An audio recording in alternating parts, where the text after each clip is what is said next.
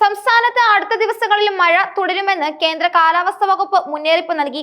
കേരളത്തിൽ അടുത്ത 5 ദിവസത്തേക്ക് ഇടത്തരം മഴയ്ക്കും ഇടിമിന്നലിനും സാധ്യതയുണ്ടെന്നാണ് ഏറ്റവും പുതിയ റിപ്പോർട്ടുകൾ സൂചിപ്പിക്കുന്നത്. ഈ കാലാവസ്ഥാ മാറ്റങ്ങൾ, പ്രത്യേകിച്ച് അറബിക്കടലിൽ രൂപം കൊണ്ട തീവ്ര ന്യൂനമർദ്ദം, സംസ്ഥാനത്തെ വിവിധ ജില്ലകളിൽ കനത്ത ജാഗ്രതയ്ക്ക് വഴിയൊരുക്കിയിട്ടുണ്ട്. സംസ്ഥാനത്ത് നിലവിൽ അനുഭവപ്പെടുന്ന മഴാന്തരീക്ഷം തുടരുകയും ചെയ്യും. അടുത്ത 5 ദിവസങ്ങളിലും ഇടത്തരം മഴയ്ക്ക് സാധ്യതയുണ്ടെന്നും ഒപ്പം ഇടിമിന്നലിനും ശക്തമായ കാറ്റിനും സാധ്യതയുണ്ടെന്നും കാലാവസ്ഥാ നിരീക്ഷണ കേന്ദ്രം അറിയിച്ചു.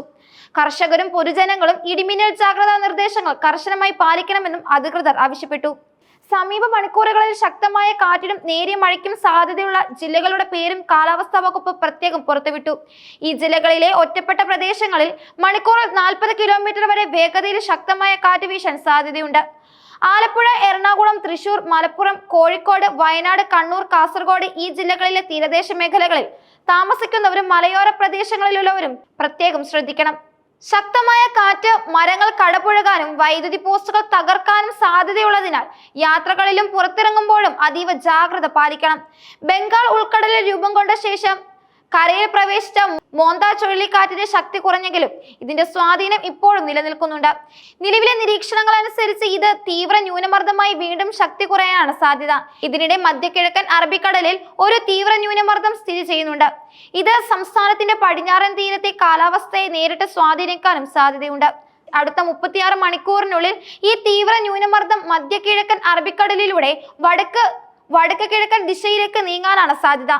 ഈ ന്യൂനമർദ്ദത്തിന്റെ സ്വാധീനം മൂലം കേരള തീരത്ത്, പ്രത്യേകിച്ച് വടക്കൻ ജില്ലകളിൽ ശക്തമായ കാറ്റും കടൽക്ഷോഭവും അനുഭവപ്പെടാൻ സാധ്യതയുണ്ട്. മത്സ്യത്തൊഴിലാളികൾ കടലിൽ പോകുന്നത് സംബന്ധിച്ച് കർശനമായ നിർദ്ദേശങ്ങളും പുറപ്പെടുവിച്ചിട്ടുണ്ട്. തീവ്ര ന്യൂനമർദ്ദം കാരണം കടൽ പ്രക്ഷുബ്ധമാക്കാൻ സാധ്യതയുള്ളതിനാൽ മത്സ്യബന്ധനത്തിന് പോകുന്നവർ അതീവ ജാഗ്രത പാലിക്കണം. പ്രത്യേകിച്ചും വടക്കൻ കേരളത്തിലെ തീരപ്രദേശങ്ങളിൽ കടൽക്ഷോഭം രൂക്ഷമാക്കാനും സാധ്യതയുണ്ട്. തീരദേശവാസികൾക്കും മുന്നറിയിപ്പ് നൽകിയിട്ടുണ്ട്. ഇടിമിന്നൽ സാധ്യത നിലനിൽക്കുന്നതിനാൽ തുറന്ന സ്ഥലങ്ങളിൽ നിൽക്കുന്നത് ഒഴിവാക്കുക. വൈദ്യുതി ഉപകരണങ്ങൾ ഉപയോഗിക്കുമ്പോൾ ശ്രദ്ധിക്കുകയും വേണം.